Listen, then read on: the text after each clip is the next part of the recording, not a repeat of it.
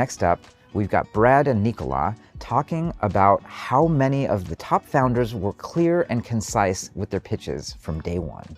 One company that comes to mind that I had the good fortune to interview that has gone on to be pretty successful is a company called Jeeves. They are a digital bank for startups based outside the US. And when we interviewed them, it was two founders with pretty much the exact idea that they have now, which is pretty impressive. But it was really an idea and a lot of homework, but not much actual action just yet. So how did they convince you? I mean, were you impressed by them? Like, how did that go? Yeah, so I went back, reread the application the other day, and the one thing that jumped out to me from the application itself was that it was very clearly written. The language was very plain and simple in the application, and it was also pretty succinct. So we have a question in the application about how much progress have you made so far? And I think they literally just had two sentences. We've completed a deal with our first bank partner and are ready to start onboarding initial customers. That was it. Now, in my mind, reading that, that's the answer. Okay, great. That's what they've done so far.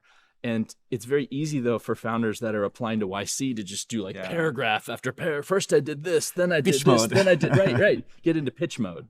And so looking back at that, I immediately, that jumped out to me. That would jump out to me today. Someone just very confidently and succinctly saying, this is the most noteworthy part of what I've done. Makes sense. But that's the application. How about the interview itself? It's interesting because they came in and they were well-spoken. We got what they were working on. It all came across very clearly, but they were also pretty upfront about things that they did know and didn't know. And they didn't try to like razzle dazzle us with like fake traction or anything like that. It was pretty clear that they didn't know yet what the actual usage was going to look like or what the demand was going to look like. They had a few early customers they were excited about that they'd signed up maybe since applying, but before the interview. But there were many question marks.